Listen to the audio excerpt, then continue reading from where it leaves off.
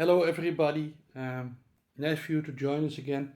So today I'm going to make 4 or 5 videos about macro photography, which I know nothing about. Um, but I already got sort of the parts and I'm going to show the parts and maybe um, bind it all together and that you can see at least how I'm going to try to do macro photography. But before we do that, I want to share this video because as you might have noticed, um, I'm changing the little video rig up every once in a while. And I just want to quickly show you what I'm going to use today because I wouldn't say it's finished, but I just want to show you the current state of affairs in a way. So this is the A6500. We are now using the smallrig A6500 cage for it, which I can strongly recommend. It's a good base to work on. We want to have audio, so what we are seeing, I will turn it around a little bit later. But basically we want to resolve 3 problems, right? First is we want to record audio in a correct way. We are not now at the moment. I'm using the camera because, well, I wanted to hook up this one, and this small video is just a small introduction before this one is going to be the recording one.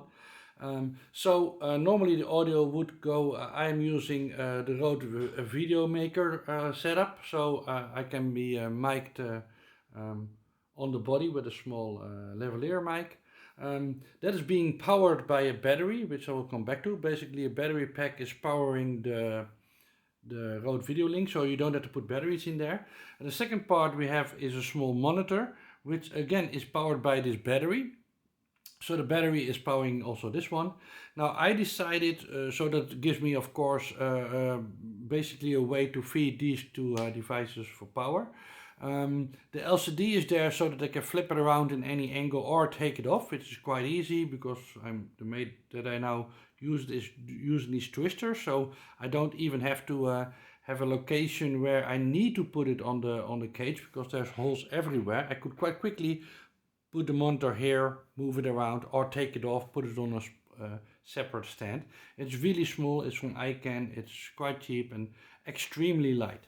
I might go for the bigger version later, but for now it's fine. So the third part that needs power, of course, is the camera. I decided for now, and I think I will probably keep doing that, just to use normal batteries. Although it can be fed from this using a D-tap, and I can see situations where I would use that.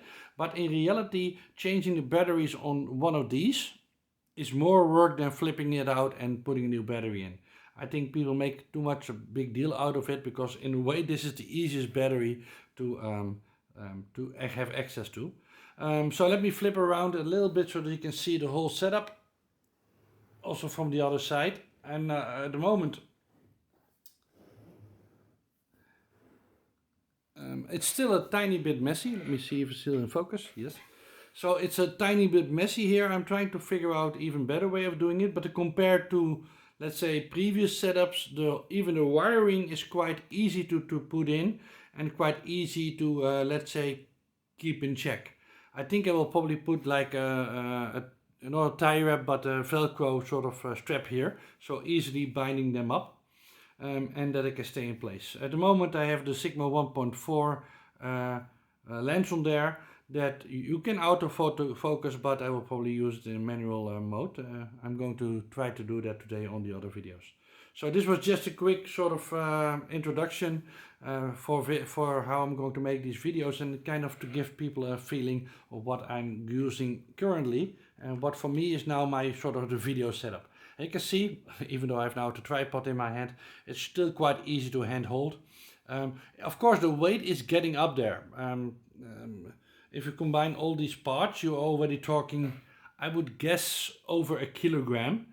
Well, it should be over a kilogram, so maybe 1.2 kilograms, 1.1 kilogram. That will be the total weight, but still extremely doable.